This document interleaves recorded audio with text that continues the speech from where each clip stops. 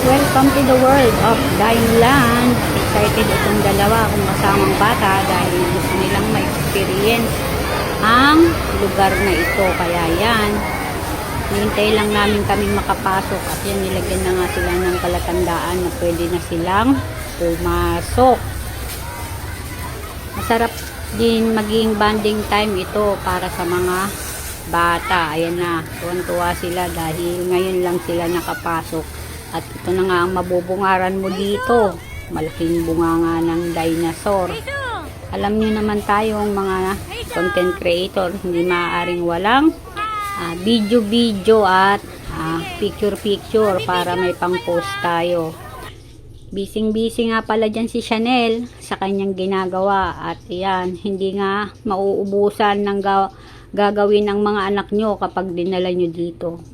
Ito nga palang simulated reality adventure. Kaya trinay din nilang mag-VR para ma-experience nila at maikwento pa nila sa kanilang mga kapwa bata. Ayan si Chanel, kilig na kilig siya.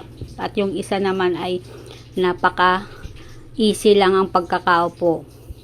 Kaya yan, ito nga at binabantayan ko sila habang naglalaro. Natuwa din ako dito kay ate. Napakaganda niya. Lalong-lalo na ang kanyang buhok. Kulot na kulot. Ayan, ang mga bata po dito ay nilalagyan nila ng safety gear sa may tenga. Dahil may mga bata nga na nagbubuhos-buhos o naghahagis ng mga bilog-bilog na yan na parang buhangin sa sahig. Kaya hindi mo maiiwasan na baka pumasok ito sa mga tenga nila.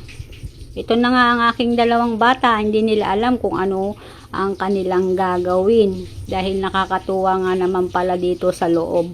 First time nilang makapasok dito. At pwede rin kayong sumakay sa mga dinosaur. Itong mga bata. Ayan si Chanel.